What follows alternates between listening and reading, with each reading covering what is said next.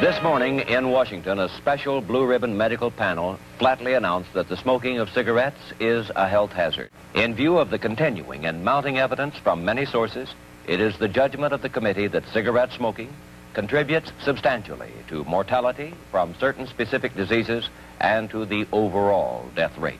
Cigarette smoking is causally related to lung cancer in men. In comparison to non-smokers, average male smokers of cigarettes have approximately a 9 to 10-fold risk of developing lung cancer, and heavy smokers at least a 20-fold risk. The report does not say what it is in the tobacco smoke that causes lung cancer. It does not say that there is a proven causal link between smoking and heart disease. In other words, the conclusions regarding heart disease are reached by statistical evidence. Nevertheless, the report is an indictment of cigarette smoking and will doubtless have an effect on the tobacco industry and on those persons who now smoke. Of course, the revelations of the special committee will not end the controversy. One reason for this is that the tobacco industry is economically so important. It seems certain that if tobacco had little economic value in the nation, there would be almost no reason for the controversy which has surrounded smoking and health for more than a decade. Out of its long and exhaustive deliberations, the committee has reached the overall judgment that cigarette smoking is a health hazard of sufficient importance to the United States to warrant remedial action. We know that a man 50 years of age who has never smoked has 8.5 years longer life expectancy than a man the same age who has smoked a pack of cigarettes a day since he was 21. Please don't misunderstand me. At a practical level, even though we don't know how cigarette smoking is related to cancer of the lung, I think it would be a smart thing for anyone not to smoke. At last, the relationship between heavy cigarette smoking and the increased incidence of lung cancer in men has been established as a fact. There can no longer be any doubt that the heavy smoking of cigarettes is a serious health hazard.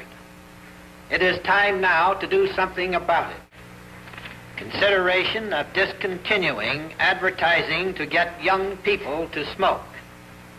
I heartily disapprove of much cigarette advertising, especially on TV. Congress must make some meaningful contribution to the health of the American people, to show that smoking is a critical national health program. Strong evidence incriminating smoking as a cause of disease has been in the public domain for nearly 15 years. The Public Health Service has officially acknowledged the hazards incident to smoking for nearly 5 years. The work of the advisory committee consumed 19 months. This nation can afford to wait no longer.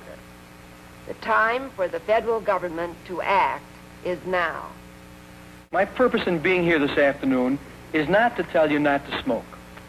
In your present state of good health, you may feel that you have plenty of time to burn. However, you should realize that 1 out of every 10 of you who's a heavy smoker will die from cancer of the lung. If you're a smoker, you are also 3 times more likely to die from a fatal heart attack. You will have more stomach trouble, and your life expectancy is nearly 10 years shorter than a non-smoker's. For no previous generation has the question, to smoke or not to smoke, been such a serious one. Whether you smoke or not is a decision that each of you must make for yourself. I would not presume to infringe upon your right to make this decision.